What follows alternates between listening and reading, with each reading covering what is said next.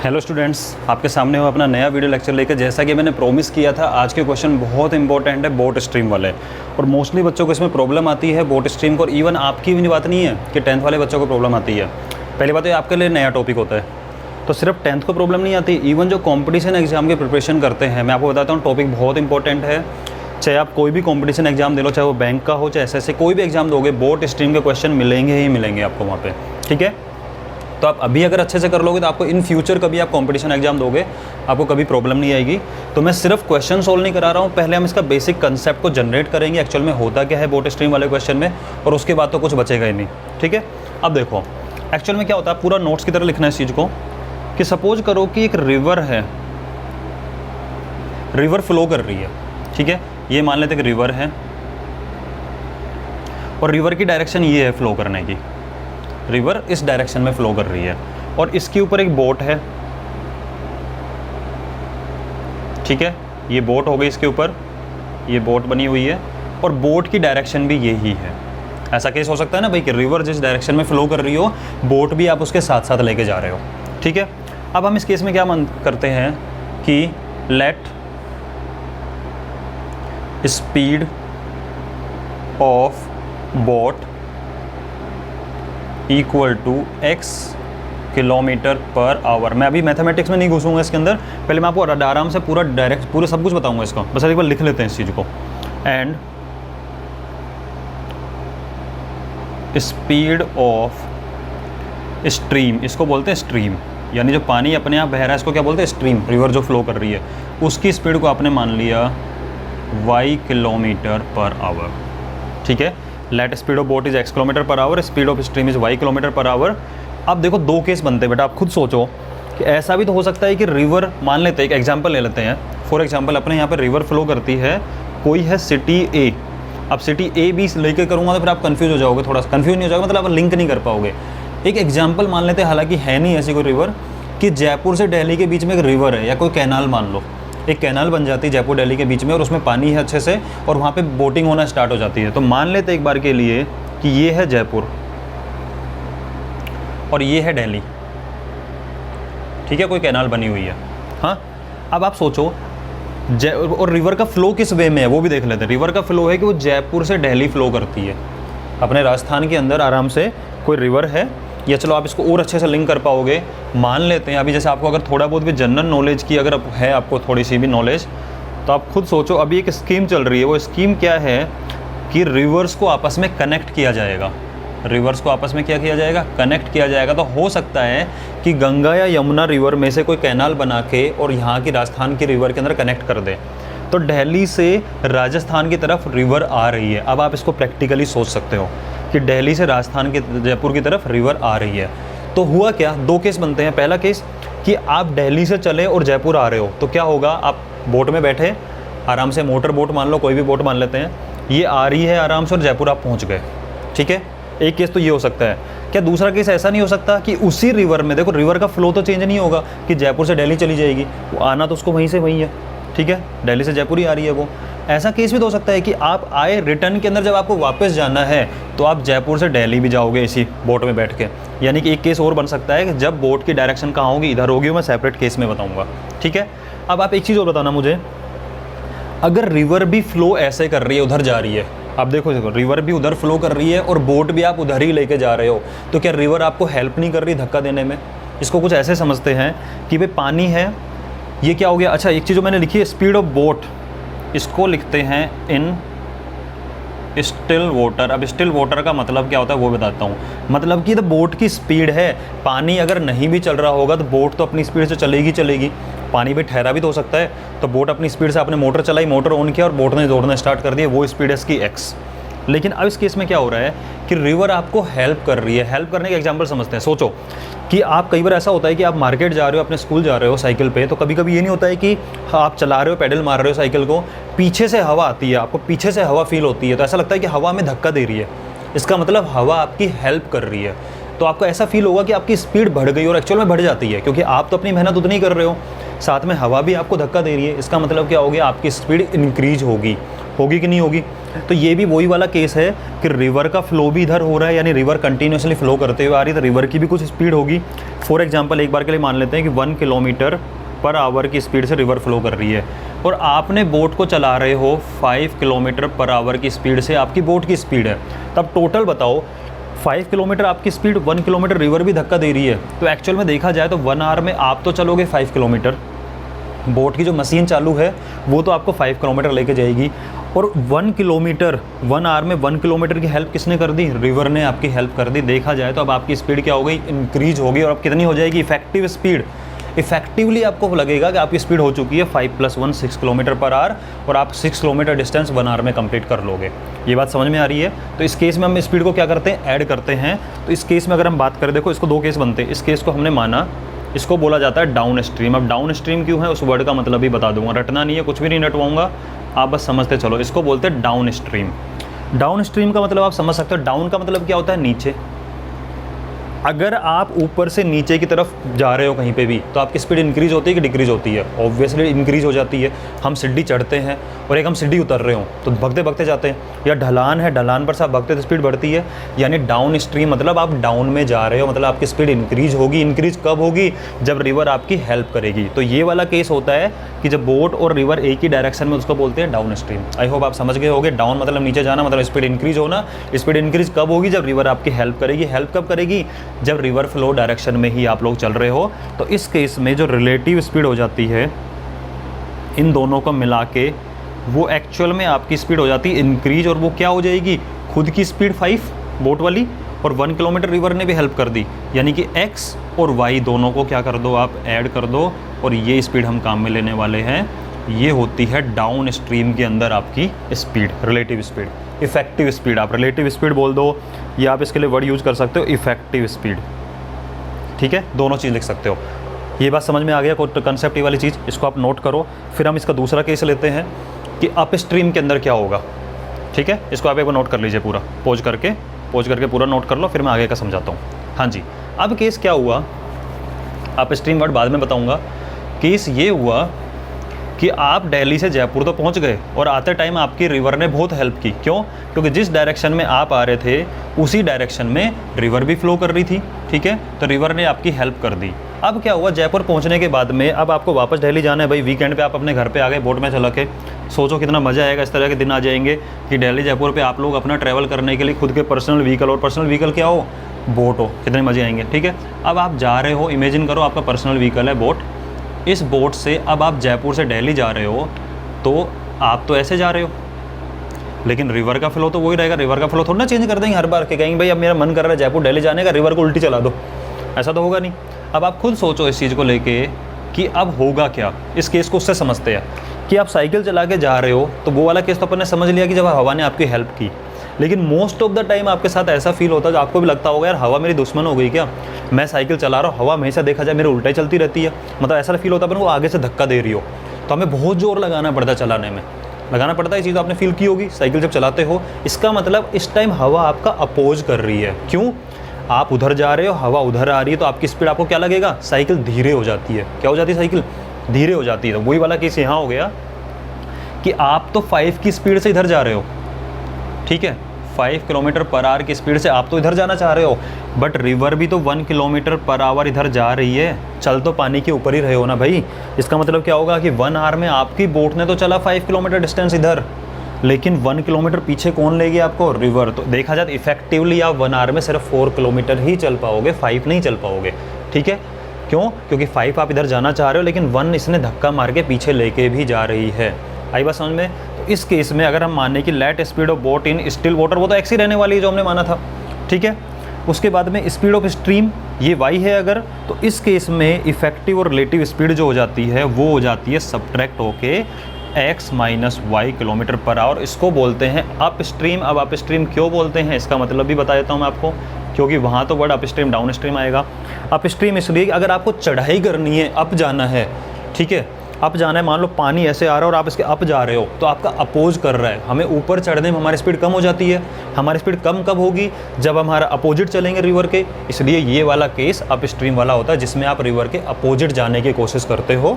ठीक है, अप और डाउन का मतलब इसे समझ लो कि इस तरीके से अगर रिवर फ्लो कर रही है, रिवर इस साइड में हेल्प कर रही है, आप भी इधर आ रहे हो, डाउन स्ट्रीम वाला केस, ठीक है। लेकिन रिवर इधर जा रही है और आप ऐसे चल रहे हो तो आपको लग रहा है कि यार मुझे ऊपर जाना पड़ रहा है, ठीक है। ऐसा फील होगा क्यों, मेरी स्पीड कम हो गई, कम हो गई स्पीड मतलब सब्ट्रैक्ट हो गया, अपोजिट चल रहे हो मतलब अप स्ट्रीम, ठीक है।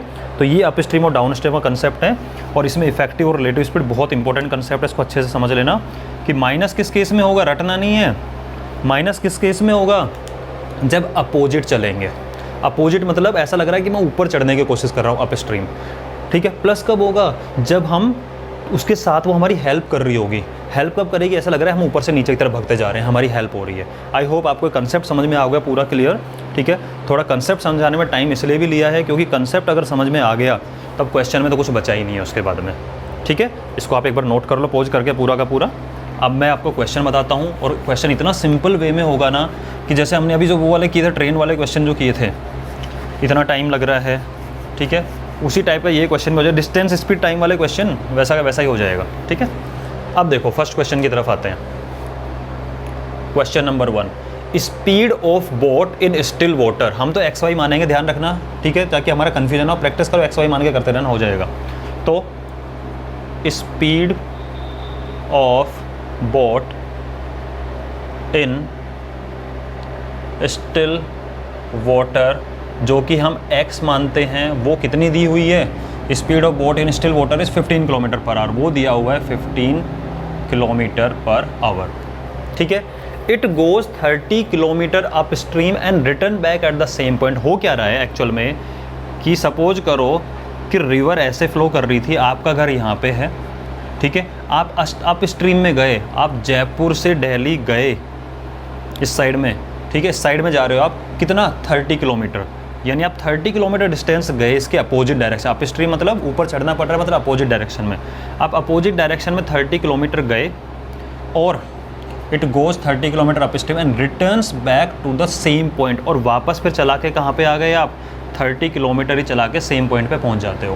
क्वेश्चन समझ में आ रहा है। अप स्ट्रीम में 30 किलोमीटर चले, डाउन स्ट्रीम में 30 किलोमीटर चले। अब इस केस में जो केस बनते हैं ना, बिल्कुल बच्चों की तरह बता देता हूँ आपको, अलग अलग लिख लो। एक लिख लो अप स्ट्रीम, इसका केस, और एक हो गया डाउन स्ट्रीम का केस, ठीक है। 3 चीज़ें होती है, हमें पता है कि इस तरह के क्वेश्चन में 3 चीज़ होते हैं, डिस्टेंस, स्पीड और टाइम, बस लिख लो। अप स्ट्रीम के केस में डिस्टेंस कितनी गिवन है, 30 किलोमीटर गया है ना वो, 30 किलोमीटर, ठीक है। और उसके बाद में स्पीड कितनी होती है हमें पता है, अच्छा हमें उसकी स्पीड नहीं दी हुई है। फाइंड स्पीड ऑफ स्ट्रीम अगर हमें निकालना है तो मैं स्पीड को मान क्यों ना लूँ, तो एक बार लिख लो इसके नीचे, let speed of stream equal to y kilometre per hour. अब आप मुझे बताओ इस केस में स्पीड का मतलब यहाँ पर रिलेटिव स्पीड की बात होगी भाई, अकेले स्पीड से मतलब नहीं, पानी तो चलेगा, ठीक है।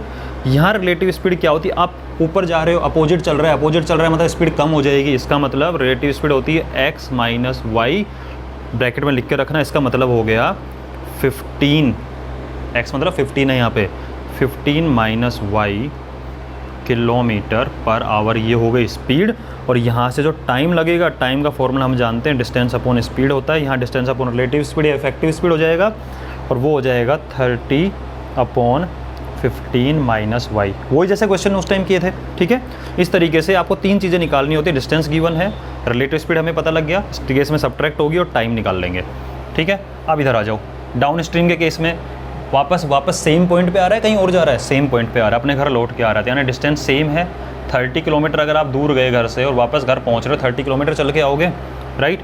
और इस केस में इफेक्टिव स्पीड बोल लो या रिलेटिव स्पीड बोल लो, वो क्या होती है, ऐड होती है। क्यों, डाउन स्ट्रीम में नीचे जा रहे हैं, हेल्प कर रही है, वो हेल्प कर रही है मतलब स्पीड इंक्रीज होगी, स्पीड इंक्रीज होगी मतलब ऐड होगी, जो कि एक्चुअल में हमारी x प्लस वाई होती है ऐड करने पे, यहाँ आपकी हो गई 15 plus y kilometre per our.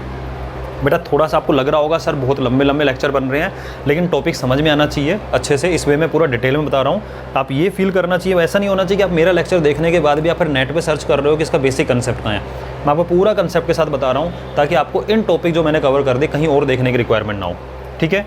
इस केस में टाइम कितना लगेगा, वो लगेगा distance upon speed, relative speed देखते हो इसको फॉर्मूले में लिखना चाहो तो, और डिस्टेंस इस केस में 30 है और स्पीड इस केस में है 15 + y। ओके, अब मुझे बताओ क्या बोला इसने, स्पीड इतनी है, इट गोज 30 किलोमीटर ऊपर गया, 30 किलोमीटर वापस लौटा सेम पॉइंट पे, कितने टाइम में, टोटल 4 आवर 30 मिनट में घूम घाम के वापस आ गया। इसका मतलब टोटल टाइम कितना लग रहा है इसको अपनी पूरी जर्नी के अंदर, 4 आवर 30 मिनट। इसका मतलब टोटल जर्नी का टाइम मतलब जाने का टाइम प्लस आने का time equal to total time. तो इसको अगर मैं T1 मान लूँ, इसको अगर मैं T2 मान लूँ, तो हमें पता है गिवन क्या है, हमें गिवन है टोटल टाइम T = 4 आवर और 30 मिनट को मैं आवर में कन्वर्ट कर रहा हूँ डायरेक्टली 60 से डिवाइड करके, तो ये हो जाएगा 4/1/2 = 9/2 आवर इसको टोटल टाइम लग रहा है। दैट मीन्स ये जो T1 + T2 जाने का टाइम और आने का टाइम मिला के हो गया 9/2 आवर। और जाने का टाइम कितना है, इसको इरेज कर रहा हूँ ऊपर वाले पोर्शन को, एक बार पॉज करके नोट कर लेना। जाने में टाइम कितना लगा भाई उसको, जाने में टाइम लगा उसको 30, T1 है 30/15 - y, और आने में टाइम लगा है, यहाँ से आपको लिख देते हैं 30/15 + y, ठीक है, इतना टाइम लगा था आने के अंदर। और इन दोनों टाइम को अगर हम ऐड कर देते हैं तो हमें टोटल टाइम मिल रहा है 9/2। अब क्या होगा, 30 कॉमन ले लेते हैं, वही तरीका अपना, 30 जैसे ही कॉमन लिया, यहाँ बचेगा 1/15 - y प्लस 1/15 + y। अब देखो उस दिन कंसेप्ट मैंने डिटेल में समझाया था, अब आपको ये वाले क्वेश्चन में प्रॉब्लम नहीं आई होगी, 30 कॉमन लेके फटाफट कैसे करते हैं, ठीक है। इसका एलसीएम क्या आएगा, डिनोमिनेटर को मल्टीप्लाई कर दो, तो डिनोमिनेटर को मल्टीप्लाई करेंगे = 9/2।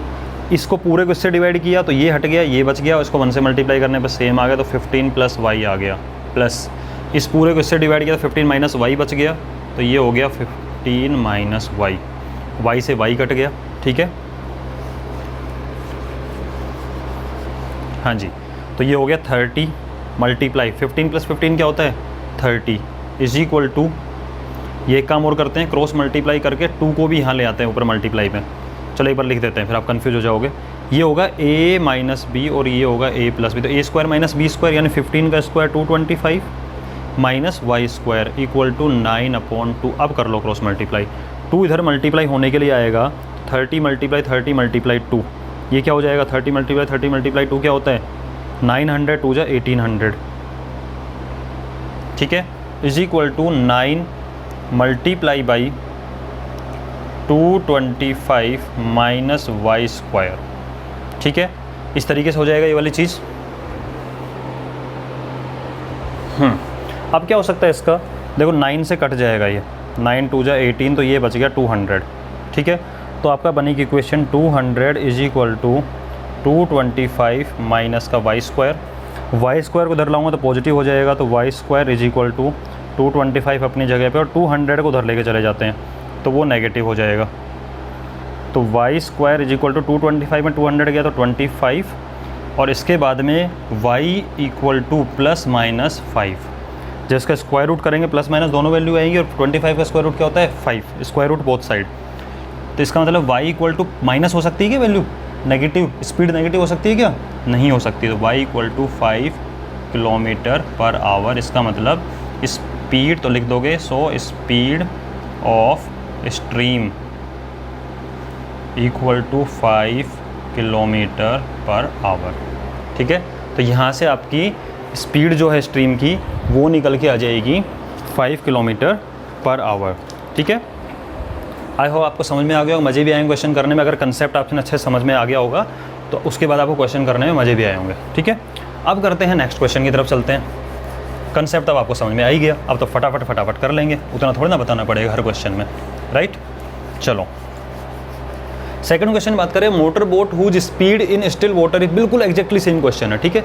Speed in still water is 9 km/h, तो लिख देते हैं यहाँ पे सेकंड क्वेश्चन के अंदर कि speed of boat in still water, जो कि हम x मानते हैं, क्यों, जो आपने वेरिएबल यूज करें ना, अगर प्रैक्टिस करोगे बेटा तो बहुत ईजी हो जाता है काम, ठीक है। और वो दी हुई है यहाँ पे 9 km/h, राइट। उसके बाद में हमें फाइंड क्या करना है, स्पीड ऑफ स्ट्रीम, तो उसको लेट कर लो, let speed of stream is equal to y kilometre per hour. अब बात करते हैं आप स्ट्रीम डाउन स्ट्रीम दोनों केस लिखते हैं। क्या बोला, motor boat whose speed in still water is 9 kilometre per hour, हो गया। गोज 15 किलोमीटर डाउन स्ट्रीम, पहले 15 किलोमीटर नीचे गया, मतलब हेल्प लेते हुए गया, and comes back to the same spot, 15 kilometre वापस सेम स्पॉट पे आ गया अप स्ट्रीम होते हुए, in a total time 3 hour 45 minute. Total time इतना लगा, find the speed of stream. दोनों केस लिखेंगे, अप स्ट्रीम और दूसरा डाउन स्ट्रीम, ठीक है। तीन चीज़ें होती हैं, क्या क्या, एक डिस्टेंस, एक रिलेटिव स्पीड मान लो इस केस में, और एक टाइम, ठीक है। डिस्टेंस, रिलेटिव स्पीड और टाइम, या इफेक्टिव स्पीड बोल सकते हो इसको, ठीक है। कुछ लोग इफेक्टिव स्पीड बोलते हैं, कुछ रिलेटिव स्पीड बोलते हैं, कोई प्रॉब्लम नहीं है। हाँ जी, 15 किलोमीटर डाउन स्ट्रीम गया, 15 किलोमीटर गया, मतलब डिस्टेंस कितनी दी हुई है आपको, 15 किलोमीटर नीचे गया और सेम स्पॉट पे वापस आया, मतलब आते टाइम में डिस्टेंस कितना रहा इसका, 15 किलोमीटर। जाते टाइम स्पीड, रिलेटिव स्पीड क्या होती है, हेल्प कर रही थी ना, तो प्लस होगा ना, बस तो प्लस कर दो इस चीज़ को, तो यानी कि हमारा इस केस में निकल के आ जाएगा 9 + y equal to 9 + y kilometre per hour. अब तो समझ में आ गया आपको। अप स्ट्रीम ऊपर चढ़ना पड़ रहा है, बेचारे के जोर पड़ रहा है इस चीज़ को लेके, इसका मतलब क्या हो गया, थक गया, मतलब कि स्पीड क्या हो गई, कम हो गई। कम हो गई मतलब सब्ट्रैक्ट कर दो ना, 9 - y, 9 - y kilometre per our. इस केस में टाइम कितना लगा, डिस्टेंस अपॉन स्पीड, यानी कि 15/9 + y। इस केस में टाइम कितना लगा, डिस्टेंस अपॉन स्पीड, यानी कि 15/9 - y। ज़्यादा टाइम कौन सा लगा, ऑब्वियसली अप स्ट्रीम में ज़्यादा टाइम लगता है, ये टाइम हमेशा ज़्यादा होगा अप स्ट्रीम वाला। क्यों ज़्यादा टाइम लगा, अप स्ट्रीम में आपको अपोजिट चलना पड़ रहा है ज़्यादा टाइम। या फिर देख लो, ये 9 - y और 9 + y में बड़ा नंबर कौन सा होता है, ये होता है, ये नंबर होता है छोटा, डिनोमिनेटर छोटा होगा तो वैल्यू बड़ी हो जाती है, ठीक है। ये ज़्यादा होता है और ये होता है कम, ठीक है। दूसरी बात, अब आपको साहब इसमें ज़्यादा कम की क्या रिक्वायरमेंट है, अगले क्वेश्चन में पता लग जाएगा, ठीक है। इसको T2 मान लिया, इसको T1 मान लिया। हमें पता है टोटल टाइम जो लगा, टोटल टाइम यानी कि T = होगा जाने और आने में टोटल टाइम जो लगता है उन दोनों को ऐड करेंगे, ठीक है। इसका मतलब जाने और आने का टाइम जो टोटल हो गया वो हो गया 15/9 - y प्लस 15/9 + y, और टोटल टाइम भाई साहब लग रहा है 3 आवर 45 मिनट। 3 आवर और 45 मिनट को मैं आवर में कन्वर्ट कर रहा हूँ 60 से डिवाइड करके, 15 3 जा 15 4 जा 3 3/4, ठीक है। और इसको बाद लिख सकता है 4 3 जा 12 3 जा 12 + 3 15/4, ये भी बन जाता है, ठीक है।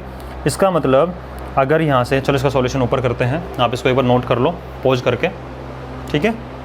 हाँ जी, अब करते हैं आगे इसका पूरा पोस्टमार्टम। देखो बेटा डिटेल में कंसेप्ट बता रहा हूँ ताकि आप लोगों को प्रॉब्लम ना आए, भूलो नहीं, और फिर भी अगर इनकेस आपको थोड़े टाइम बाद प्रॉब्लम आती है दोबारा देख सकते हैं अगर हमें कंसेप्ट समझ में आ गया है तो।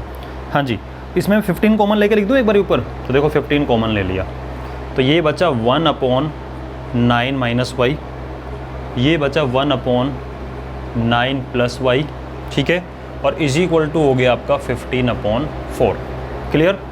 तो ये हो गया 15, LCM में दोनों को मल्टीप्लाई कर देंगे तो 9 - y और 9 + y दोनों मल्टीप्लाई हो जाएंगे, = 15/4 है ही। इस पूरे को 9 - y से मल्टीप्लाई तो ये हट गया, ये बच गया, 1 से मल्टीप्लाई सेम चीज़ चली जाएगी, तो 9 + y प्लस इस पूरे को इससे डिवाइड किया तो 9 - y बच गया, वो ऊपर चला जाएगा, 9 - y से y कट गया, 9 + 9 क्या हो गया 18, यानी कि 15 × 18 डिवाइड बाई a - b और a + b, a² - b², 9 का स्क्वायर 81 - y² = 15/4, ठीक है। आई होप आपको समझ में आने लग गया होगा क्वेश्चन बेसिक समझने के बाद में, ठीक है। और धीरे धीरे हम स्पीड भी बढ़ा देंगे, ट्यूनिंग बैठ गई आपकी हमारे साथ में तो बढ़ा देंगे स्पीड। हाँ जी, अब देखो 15 से 15 कट गया भाई, ठीक है। 4 क्रॉस मल्टीप्लाई करोगे तो यहाँ तो 1 बचा, 15 1 जा 15, 15 1 जा 15, 4 × 18 करने पे 72 = 81 - y², उठा के इधर लेके आओ तो प्लस का y² हो जाएगा, उधर 81 है, 72 उधर जाएगा तो माइनस का 72 होगा, y² = 9 होगा, और y equal two plus minus 3 होगा, नेगेटिव हो नहीं सकता। ठीक है, आप लिख दोगे speed can not be negative, speed can not be negative, that means y equal to हो जाएगा प्लस 3 लिखो या ओनली 3 लिखो, 3 किलोमीटर पर आवर, यानी कि स्पीड ऑफ स्ट्रीम कितनी निकल के आ रही है, 3 किलोमीटर पर आवर निकल गई है। ये हमारा क्वेश्चन हो गया सेकंड। ठीक है, समझ में आ गया आपको? हाँ जी, पॉज करके नोट कर लो बेटा इसको। थर्ड क्वेश्चन चलते हैं। थर्ड क्वेश्चन में थोड़ा सा डिफरेंस है, वो डिफरेंस ऐसा है कि दोनों टाइम को सेपरेट करना पड़ेगा इस बार, क्योंकि दोनों टाइम के बीच में जो गैप है ना, कि भाई जाने में टाइम, मतलब ऊपर चढ़ के जाने में अप स्ट्रीम में टाइम ज़्यादा लगता है, डाउन स्ट्रीम में टाइम कम लगता है, वो बता देगा आपको कि अभी तक तो टोटल कर रहा था, अब क्या कह देगा कि अप स्ट्रीम में जो ज़्यादा टाइम लग रहा है, डाउन स्ट्रीम जो कम टाइम लग रहा है, वो दोनों टाइम के बीच में डिफरेंस 1 आवर का है, 2 आवर का गैप है, तो कोई बात है, T1 माइनस T2 कर देंगे, कंसेप्ट सेम है। Motor boat whose speed is 24 kilometre per hour in still water. ठीक है, इसका मतलब speed of boat in still water जो कि x मानते हैं, हम क्यों मान रहे हैं बेटा, एक चीज़ पर्टिकुलर पकड़ लिया आपने ताकि हमें कन्फ्यूजन नहीं हो। जो प्रैक्टिस होती है ना, वो चीज़ हम बहुत जल्दी करते हैं। मैं आपको एग्जाम में टाइम बचाने तरीके बता रहा हूँ, रटवा नहीं रहा हूँ x और y, बस एक प्रैक्टिस की तरह लिखते चलो, याद रहेगा हाँ ये x होता है, y होता है, x माइनस y हो जाता है। ठीक है, ये वैल्यू दी हुई है आपको 24 किलोमीटर पर आवर। ठीक है, और हमेशा याद रखना स्पीड ऑफ बोट में से स्ट्रीम को घटाएंगे। ठीक है, स्ट्रीम वाली में से बोट को नहीं सेपरेट करेंगे। क्यों? अगर आपकी बोट धीरे चले और स्ट्रीम है वो तेज़ चल रही हो, तो आप उसको कभी पार ही नहीं कर पाओगे। ठीक है, ये हो गया। और let speed of stream equal to y kilometre per hour. अब क्या बोला है कि it takes 1 hour more to go 32 kilometre up stream. Up stream में कितना किलोमीटर गया? 32 किलोमीटर। हमें डिस्टेंस पकड़ में आ रहा है, हमें तो 3 पैरामीटर चाहिए भाई, स्पीड, डिस्टेंस और टाइम, बस हम क्वेश्चन कर देंगे। ठीक है, अप स्ट्रीम में 32 किलोमीटर जा रहा है, then to return down stream to the same point. Same point पे आ गया, हो गया हमारा काम। ठीक है, तो ये हो गया हमारा अप स्ट्रीम का, और ये हो गया हमारा डाउन स्ट्रीम। ओके, हाँ जी। अप स्ट्रीम में डिस्टेंस कितना गया भाई? वो 32 किलोमीटर। डाउन स्ट्रीम में डिस्टेंस कितना है? 32 किलोमीटर। क्यों 32 किलोमीटर है? क्योंकि सेम स्पॉट पे वापस आ रहे थे, उधर भाग नहीं रहे वो। ठीक है, अप स्ट्रीम रिलेटिव स्पीड क्या होगी? सब्ट्रैक्ट होती है। अप स्ट्रीम में आपको चढ़ने में थकान हो जाती है, क्यों? क्योंकि धक्का आ रहा है सामने की तरफ से, राइट? तो स्पीड होती है सब्ट्रैक्ट होगी, इसका मतलब होगी 24 minus y, 24 minus y kilometre per hour. ठीक है, इस केस में स्पीड क्या होती है भाई? डाउन स्ट्रीम हमारी हेल्प कर रही है, तो हमारी हेल्प कर रही है मतलब प्लस हो जाएगी, इसका मतलब ये हो जाएगी 24 plus y kilometre per hour. समझ गए?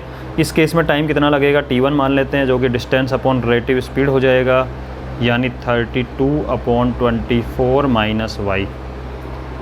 इस केस में टाइम को T2 मान लेते हैं, जो कि डिस्टेंस अपॉन रिलेटिव स्पीड हो जाएगा, और ये हो जाएगा 32 अपॉन 24 प्लस वाई।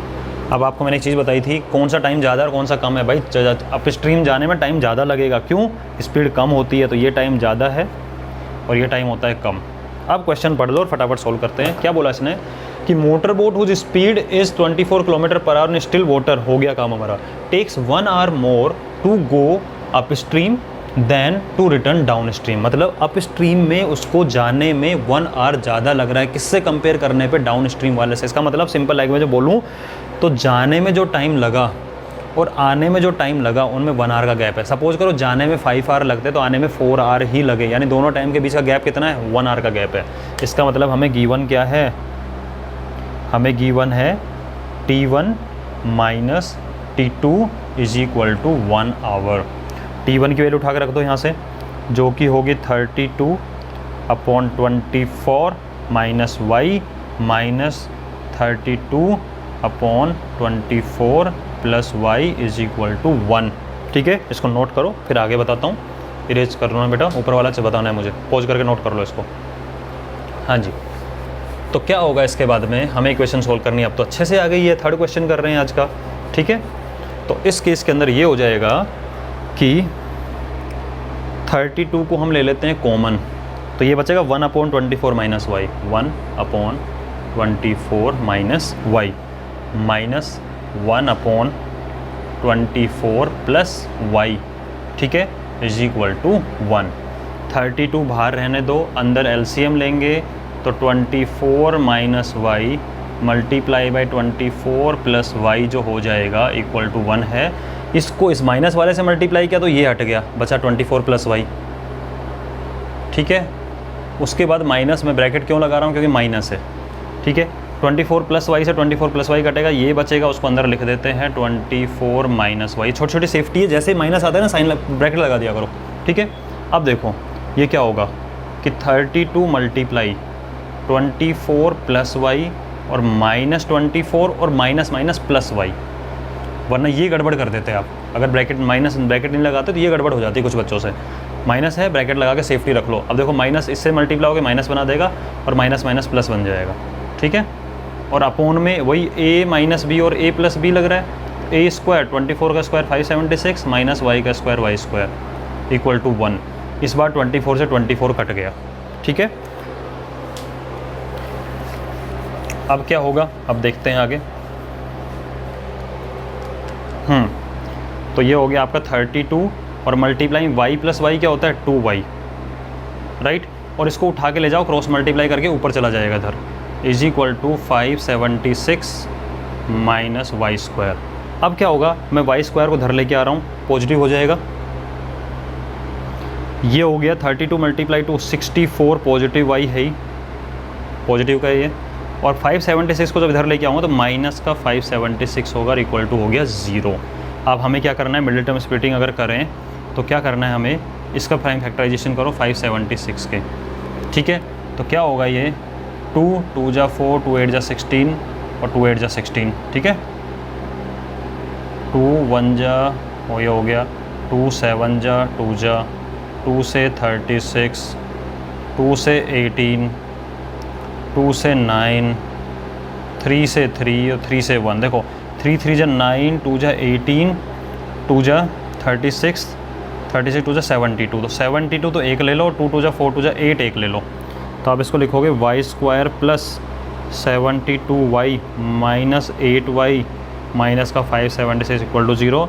यहाँ से वाई स्क्वायर कॉमन लो तो y प्लस 72 माइनस का 8 कॉमन लो तो y plus 72 equal to 0। y plus 72 दोनों में आ रहा है, ये लिख दिया। इधर से बचेगा आपका y कॉमन लिया, सॉरी, ठीक है। इधर बचेगा y और माइनस 8। इसका मतलब जब इसको इक्वल टू 0 रखोगे तो y equal to minus 72 discard कर देना, नेगेटिव नहीं हो सकती स्पीड। और when you will put this 0 तो y इक्वल टू हो जाएगा 8 किलोमीटर पर आवर। यही आपकी क्या हो गई है, स्पीड ऑफ द स्ट्रीम, ठीक है। तो इस तरीके से क्वेश्चन है। आई होप आपको समझ में आ गया। क्वेश्चन का टाइप एक ही है, कुछ नहीं करना, पहले रिलेटिव स्पीड का कंसेप्ट होना चाहिए। अगर आपकी हेल्प कर रही है ऐड हो जाएगी स्पीड, आपको अपोज कर रही है क्या हो जाएगी स्पीड सब्ट्रैक्ट। हेल्प कर रही है मतलब डाउन जा रहे हैं, भग रहे हैं तेज, ठीक है, तो हो जाएगा प्लस यानी कि डाउन स्ट्रीम। और अपोज जा रहे हैं मतलब कि हमें अप चढ़ना पड़ रहा है, तेज़ ऊपर चढ़ना पड़ रहा है, मेहनत करनी पड़ रही है, स्पीड कम हो गई। आप खुद सोचो ना, ऊपर किसी भी चढ़ाई पे अगर हम चढ़ते हैं तो स्पीड कम हो जाती है हमारी, ठीक है, यानी कि अप स्ट्रीम के अंदर स्पीड कम हो जाएगी, ये कंसेप्ट वो। उसके बाद कुछ नहीं करना, अप स्ट्रीम को अलग लिखो, 3 चीज़ें, डिस्टेंस स्पीड और टाइम, ठीक है। डाउन स्ट्रीम 3 चीज़ों से अलग लिखो, डिस्टेंस स्पीड और टाइम। उसके बाद में अगर वो कहे टोटल टाइम लग रहा है तो ऐड कर देंगे, लग रहा है डिफरेंस है टाइम के बीच में तो सब्ट्रैक्ट कर देंगे, और कुछ कंसेप्ट नहीं है। और ये टॉपिक आपका क्रिस्टल क्लियर हो जाएगा। इन तीनों एग्जाम्पल को अच्छे से कर लेना, एक बार खुद सोच रही बिना देखे ज़रूर करना इन एग्जाम्पल को। और बहुत शानदार टॉपिक और एग्जाम में क्वेश्चन आने के टकराने के चांसेज हैं इस चीज़ के, ठीक है। बेटा एक अनाउंसमेंट ये था कि मैंने आप लोगों के लिए जो स्टार्ट किया है कि जिसके अंदर मैं आपको एक नया प्लेलिस्ट डाली थी मैंने, इंपॉर्टेंट क्वेश्चन फ्रॉम एनसीईआरटी, ठीक है। मैं एक चीज़ और स्टार्ट कर रहा हूँ। कुछ बच्चे क्या होते हैं, जैसे सपोज करो आ तो गए 10th में, या कुछ बच्चे 9th वाले के लिए, सबके लिए कॉमन है वो। अगर आज ही आपको स्क्वायर रूट निकालने को आ जाए तो स्क्वायर रूट निकालने का एक सिंपल मेथड होता है, बहुत जल्दी निकल जाता है उस चीज़ से। कुछ बच्चे पूछते सर स्क्वायर रूट कैसे निकलेगा, स्क्वायर रूट कैसे निकलेगा, स्क्वायर रूट निकालने में प्रॉब्लम, और सर बड़े नंबर का स्क्वायर रूट नहीं निकलता, ठीक है, परफेक्ट स्क्वायर नंबर का स्क्वायर रूट कैसे निकालेंगे। तो इस तरीके के क्वेश्चन, या कुछ बच्चों को मिडिल टर्म स्प्लिटिंग प्रॉब्लम आती है, कुछ बच्चों को किसी टॉपिक प्रॉब्लम आती है, ठीक है। तो हम करने ये वाले हैं कि मैं एक सेपरेटली प्लेलिस्ट बनाऊंगा इंपॉर्टेंट टॉपिक्स, ठीक है, इंपॉर्टेंट बेसिक टॉपिक्स नाम से बन जाएगी, ऐसा कुछ बना दूंगा, देख लेना प्लेलिस्ट में। उसमें ऐसे टॉपिक डाला करूंगा, एक टॉपिक एक्सप्लेन किया, ठीक है, उसके 2-3 एग्जाम्पल छोटे छोटे करके, मतलब 8 to 10 12 मिनट के आसपास का वीडियो होगा वो। उसके अंदर आपको ऐसे टॉपिक मिलेंगे जिन टॉपिक में जनरल स्टूडेंट को प्रॉब्लम आती है बेसिक्स के अंदर, ठीक है, तो ये चीज़ आप कर लीजिए और बाद में आपके धीरे धीरे करके सारी प्रॉब्लम सॉर्ट आउट हो जाएगी। इस चैनल से बाहर आपको जाना ही नहीं पड़ेगा कहीं पे भी, ठीक है ना। तो आज का टॉपिक यहीं कंप्लीट होता है। अब आपके लिए मुझे प्रीवियस ईयर का क्वेश्चन बनाना है और साथ में वो इंपॉर्टेंट टॉपिक। ओके, मिलते हैं, बाय।